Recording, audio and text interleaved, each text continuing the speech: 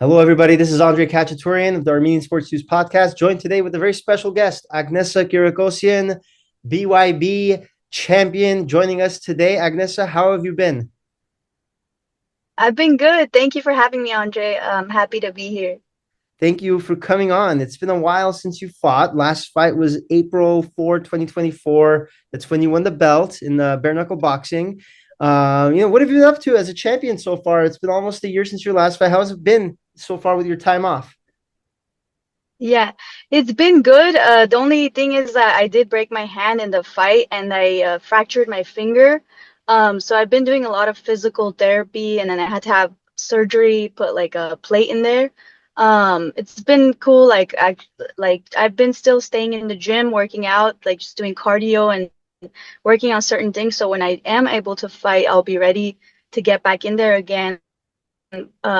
It's been hard, obviously, not being able to fight, and yeah, I'm itching to get back in there, but it's my hands right now because it's my fingers, so that I can get back in there and you know go and take some more belts. Yeah, I mean, you can't be fighting if your hands not okay. And so obviously that fight that you had was very violent fight. It's a very violent sport. How did you get into bare knuckle boxing? A lot of fighters, maybe they want they want to decide whether they get into boxing or wrestling or MMA. And you came into this path, bare knuckle boxing, which isn't a very common path for an Armenian woman. So what got you into this sport? So I started off in boxing. Well, no, I mean, well, originally I started in cross country and track, but I became a boxer and then I transitioned to bare knuckle. It was because my coach AJ Easley, like he was already a coach for bare knuckle for Christine Faria. She's also the champion. And then I he told me there was an opportunity to fight and I was itching to fight at the time. I wasn't able to get any fights for boxing and then they offered me a title shot as well. So, and they told me I would go to Dubai. So I was like, well, you know what? Let's do it because fighting's fighting. Who cares? Like if I don't have gloves, you know? So that's how I got into bare knuckle. Yeah, I mean, that's your attitude. Fighting is fighting. Who cares if you don't have gloves? But I feel like a lot of people might be shying away from that. It's how does it feel to be kind of that representative of bare knuckle boxing, especially in the Armenian community? It's like someone that younger girls can look up to.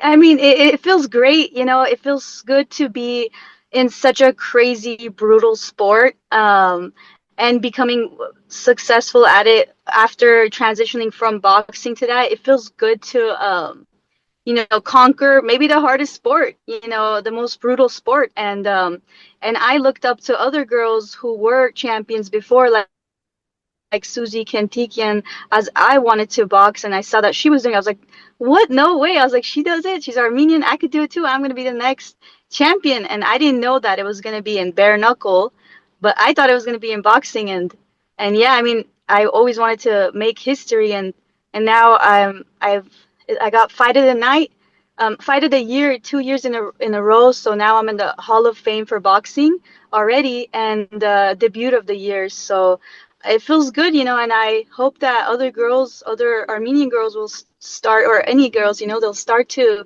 you know, go after their passion and do what they love, no matter if their family like isn't really into it, you know. I mean, I know a lot of Armenian parents are very overprotective over their kids, obviously because of love and they love them, you know.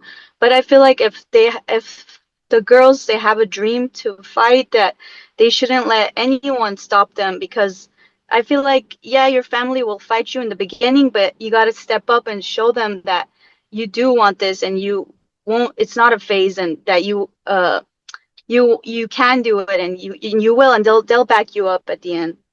That's kind of what I was just going to ask you next. A lot of Armenian parents, a lot of Armenian family members, they can always be very overprotective and stuff. I know, like my family was like that when growing up. Like, oh, don't stay out too late, don't go here, don't go there.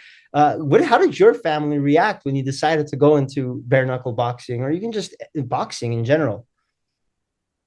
Yeah, they weren't really fans at first. They wanted my dad.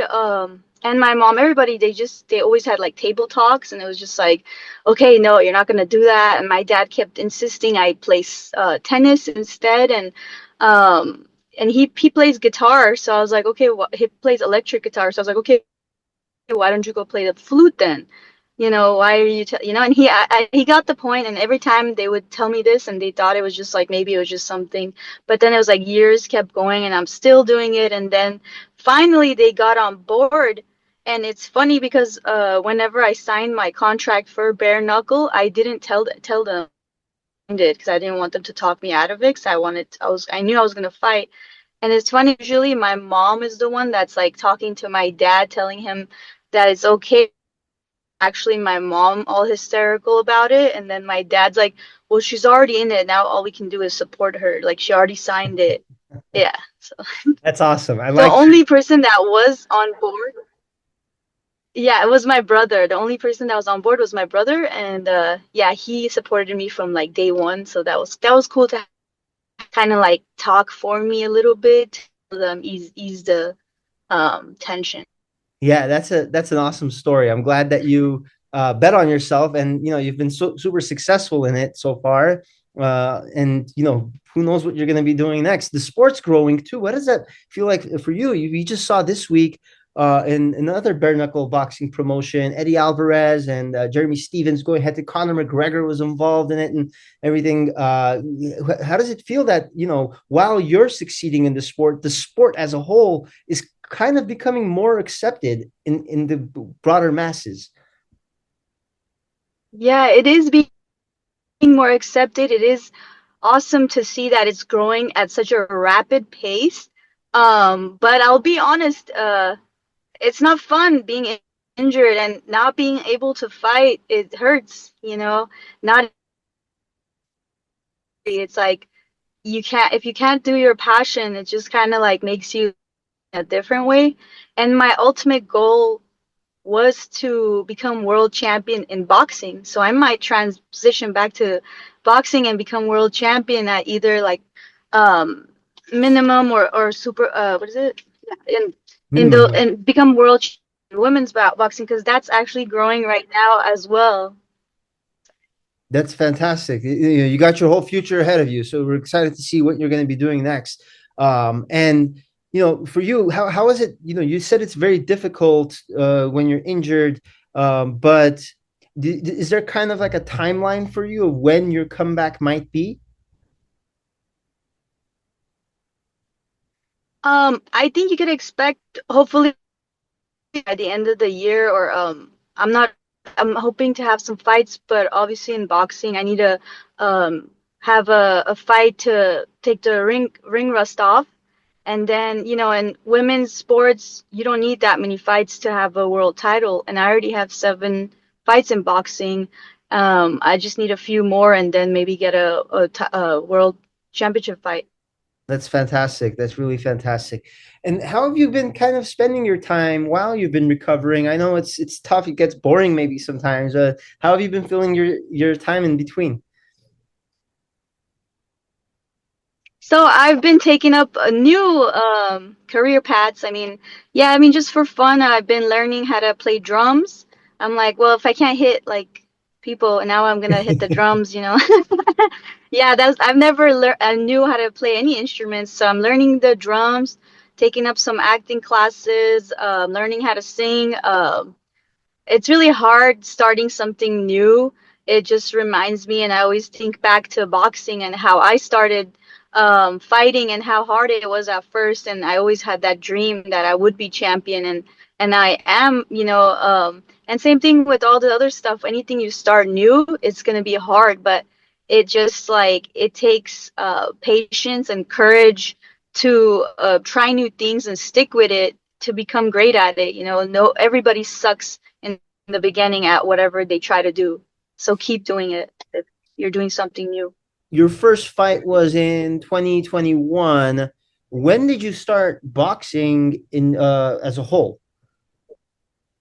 I started boxing at 23 years old at GCC Boxing Club. Wow. So it took a while So then for you to get your first pro fight then. Did you have a bunch of amateur fights before then? I had 13 amateur fights. Okay. I only had like a 2 year amateur career. In 1 year, I had 13 wins, Wow. 13 fights in 1 year. So And my amateur career was short, but it was good.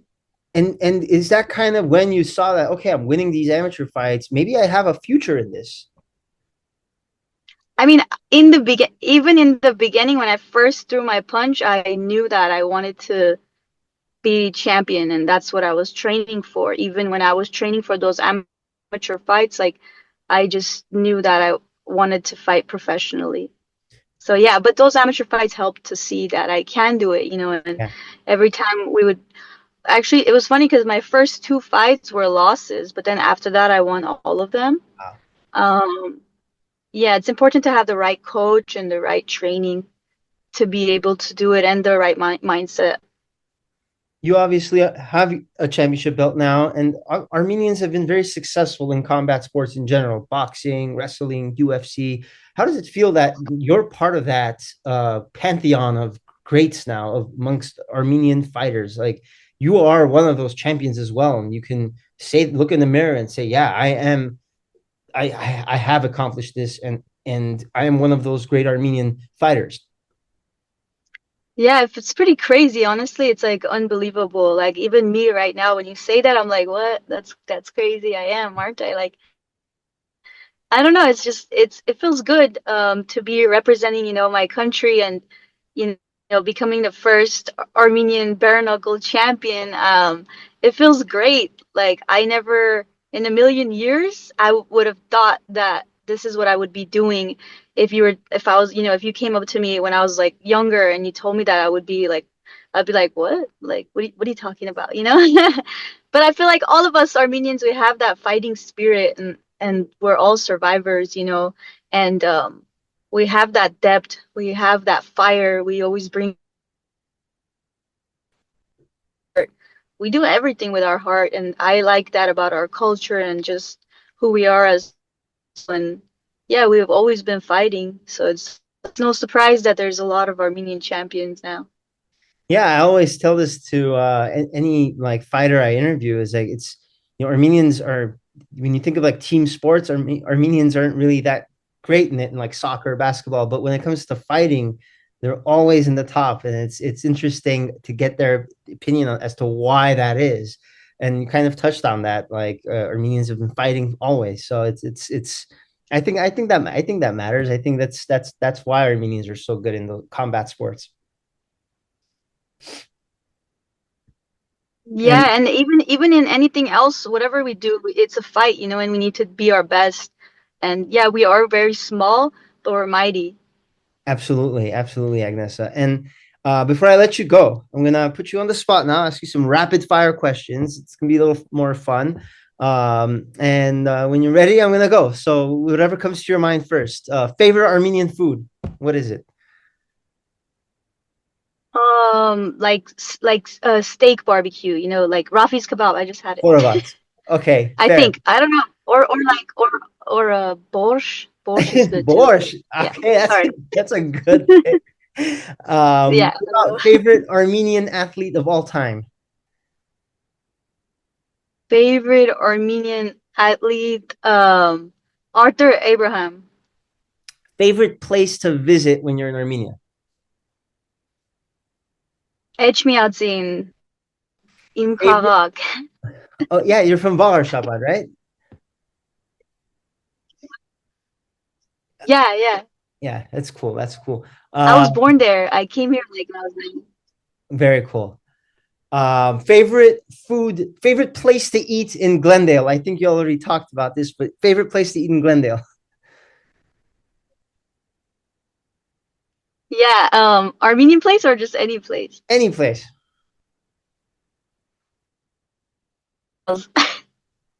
Sorry, what? You got cut off. Elsaz.